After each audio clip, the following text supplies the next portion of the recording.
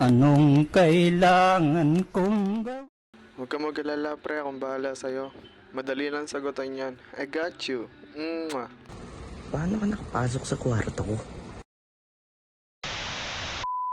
Good day sir and classmates. So, for our activity, this is our problem, which is problem 5 in our Mathematics in the Modern World book. So, ang goal natin dito is hanapin yung 9th term from the given sequence. Second term is 6, third term is 12, fourth term is 20, fifth term is 30, sixth term is 42, and the rest is missing. So, para mahanap natin yung 9th term, ang first na gagawin natin is i-observe yung pattern. So, ngayon, i-observe natin ang value ng y. Ang y is the value ng corresponding term and the x is the interval. So, dito mapapansin natin na ang y ay increasing. So, pwede natin i-assume na ang pattern is about intervals. So, dahil wala tayong first term, ang intervals ng second term is NA. Since wala siyang kasunuran. Walang first term. So, sa third term naman, ang intervals ng 12 and 6 is 6. Sa 20 and 12, 8. Sa 30 and 20, 10. And sa 42 and 30 is 12. So, dito, makikita natin na ang intervals ay increasing by 2. So, dito, na-assume natin na ang formula is nth term is equal previous x plus 2 plus previous y. So, ngayon, pwede natin to gamitin para hanapin ang 7th term. So, 7th term is equal previous x, which is yung 6, 12, plus 2, plus previous y, 42. Ang sagot is 56. So, ito na yung magiging bago nating x. 14. Ulitin lang natin sa 8th term, which is 14 plus 2 plus 56, na ang sagot ay 72.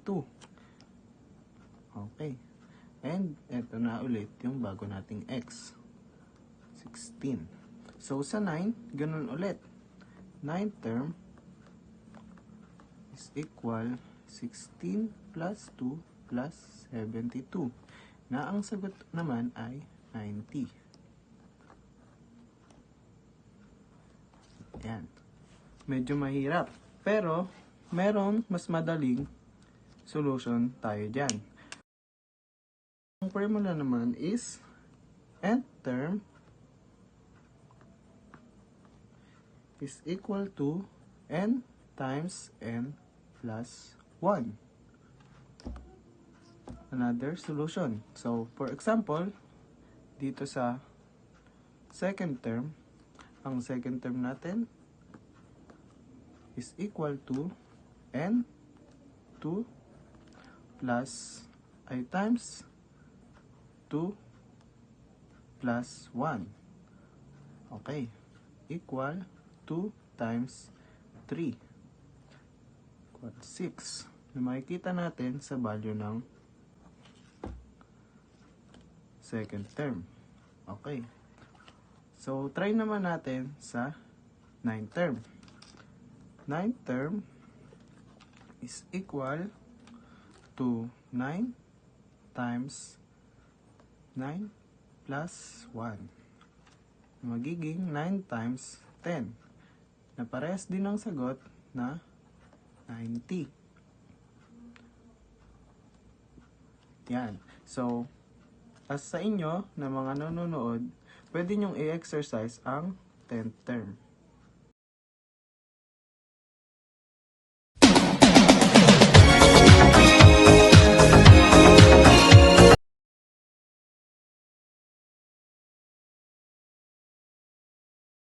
Welcome back everyone. May sagot na ba kayo? Kung oo, sige at sasagutin natin yan ngayon.